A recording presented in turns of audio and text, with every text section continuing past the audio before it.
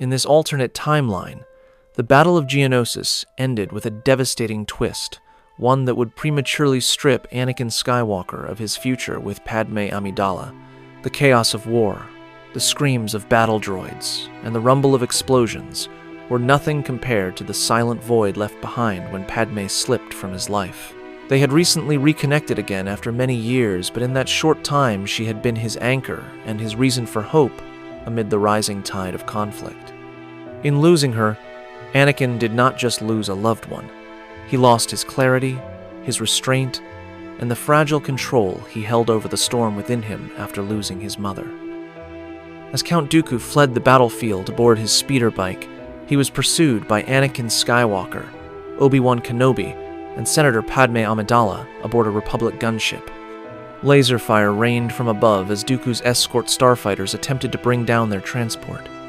One blast struck the gunship squarely, rocking it violently mid-air. Padme, standing near the edge of the open hatch, lost her footing. Before anyone could reach her, she tumbled backward, disappearing into a deep crevice below, one lined with jagged, unforgiving rocks. The moment froze in Anakin's mind. He called out her name, his voice raw, his face etched with horror. But she could not answer. She was clearly gone. Obi-Wan placed a hand on his shoulder, trying to bring the young Jedi back to the moment. "We have to keep moving," he said, but Anakin didn't hear him. Grief swelled in his chest like a rising storm, quickly morphing into something darker, hatred. And its target was clear: Count Dooku. A few moments later, in a hidden Confederate spaceport deep within the rock canyons of Geonosis, Count Dooku handed a data disk to his droid pilot. The disk contained critical schematics, early designs of what would become the ultimate weapon in galactic history. He gave his final commands before preparing to depart. Then, Anakin Skywalker stormed in, lightsaber already ignited, with Obi-Wan following him close behind. Dooku wasted no time. A sudden blast of Force lightning erupted from his fingers, aimed directly at Anakin, but the young Jedi, empowered by rage, reacted quickly. He twisted through the arc of energy and charged forward. Dooku faltered for a moment. Anakin's aggression was raw and unrestrained. Obi-Wan joined the fight, but the duel was uneven. Both Master and Padawan were unable to synchronize their attacks due to Anakin's emotional state. Dooku was able to push Anakin away for an instant, and used his experience and familiarity with Kenobi's form to quickly disable him, slashing across his leg and arm in precise, brutal strikes. Obi-Wan collapsed, and was only able to watch as the fight continued. Now Anakin was alone. Fueled by grief and drawing more from the dark side as time went on, he fought with savage fury. He grabbed Obi-Wan's fallen lightsaber and fought with both blades, lashing out in unpredictable, chaotic bursts. Normally, such a move would not have had much effect on him, but the young Jedi's moves had an unnatural speed and ferocity. Dooku parried frantically for a while, but then... contact. Anakin severed Dooku's right hand, and followed with a thunderous force push, sending the Sith Lord crashing against a wall. Dooku slumped, stunned, and breathless. He looked up in disbelief. How could a mere Padawan overpower him? In desperation, Dooku used the Force to tear loose a massive coolant tank hanging above Obi-Wan. The metal structure began to plummet, but Anakin caught it mid-air, and he redirected it with a violent thrust. The tank crashed by the ramp on Dooku's ship as he was trying to make his way inside. The Sith Lord barely escaped being crushed by the tank and tumbled to the ground. Anakin stalked toward him. He stood next to the fallen old man, put away Obi-Wan's lightsaber and grabbed his green lightsaber with both hands, raising it over his head, about to deal the final blow. But Dooku was not finished. In a quick but focused move, the Sith Lord used his left hand and unleashed a final blast of Force lightning with all his remaining strength that sent the Padawan flying across the hangar. Anakin fell unconscious. Dooku called his lightsaber back to him and got ready to finish off the two Jedi. Then, footsteps echoed through the chamber. Master Yoda entered, cane in hand, eyes locked on his former student. Dooku, breathing heavily and drained of energy, faced his old master once more. Yoda absorbed Dooku's lightning effortlessly and took out his lightsaber. They exchanged a few blows, but Dooku was no match for the Grand Master of the Jedi Order in his state. Yoda sliced Dooku's lightsaber in one swift movement and blasted him backward with a powerful force push. Dooku hit the ground hard. Knowing he was beaten, the Count reached beneath his tunic and activated a small, concealed device. His ship's failsafe protocol kicked in, and his pilot droid quickly took off. He could not allow the data disk to be captured. Then, the Sith Lord surrendered. Across the galaxy, the Republic celebrated the victory. The Clone Wars, they believed, had been cut short. The Jedi were hailed as heroes. Count Dooku was imprisoned. Chancellor Palpatine commended the bravery of Anakin Skywalker, Obi-Wan Kenobi, and the rest of the Jedi. But in private, he was furious.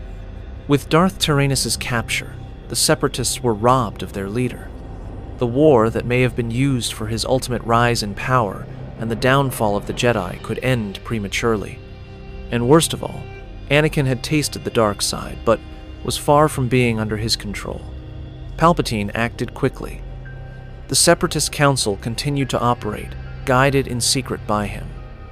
Though Dooku was gone, their war effort was kept alive.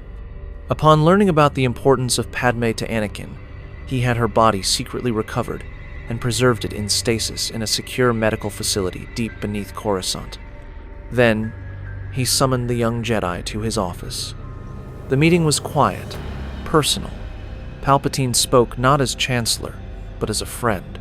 He waited until Anakin shared his pain and sorrow with him. Then he revealed his true identity: Darth Sidious. Anakin's shock was muted, his soul too numb from loss to feel betrayal. Sidious told Anakin that Dooku's purpose had been to gather the galaxy's most corrupt and treasonous organizations and individuals so they could all be destroyed. This would strengthen the Republic. He assured the young Jedi that he had always looked out for him. "The Jedi hold you back," he said, "but I can help you achieve what you truly desire." Palpatine then shared ancient Sith knowledge, tales once whispered by Darth Plagueis, secrets of manipulating midichlorians, of halting death, of resurrection. "We could bring Padme back," Sidious said. Desperate for hope, Anakin listened. Palpatine convinced Anakin that the Jedi intended to destroy Dooku, not question him. If there was any hope of learning how to save Padme, he had to act fast. "Only working together we will be able to discover the secret of life and bring peace to the galaxy," Sidious said. Then, the Sith Lord gave Anakin the task of infiltrating the secure prison facility on Coruscant, where Dooku was being held, and liberate him. That night, under the cover of darkness, Anakin moved. He subdued the clone troopers and reached Dooku's cell. The old Sith was shackled, his presence dimmed but not defeated. Anakin ignited his lightsaber. "I want the truth," he said. "What do you know about Palpatine? What are his true intentions?" Dooku smirked. He said nothing. The silence was unbearable. Anakin's breath grew shallow. Could he really free this man after all he did? What if Sidious was lying? Then, visions of Padme, lifeless, still, unreachable, flashed in his mind. Fury erupted. With a single vengeful stroke, he ended Dooku's life. Unbeknownst to him, a small surveillance droid hidden in the cell watched everything. The feed was routed directly to Darth Sidious. As soon as he saw what Anakin did, he commanded the droid to hack into the prison's security system and leaked the surveillance footage from outside the cell before Anakin could delete it. Horrified by the footage, the Jedi Council concluded Anakin had acted out of revenge.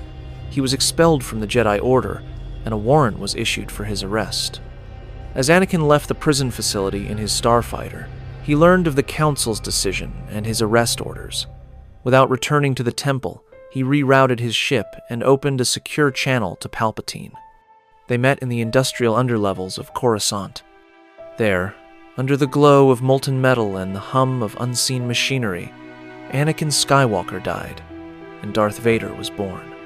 He pledged himself to Sidious, not out of lust for power, but for the one thing he could not let go, the hope of bringing Padmé back. He renounced the Jedi. He turned away from Obi-Wan. He embraced the darkness. Soon after, Vader disappeared into the shadows of the galaxy, hiding among the Separatists, awaiting his master's next command.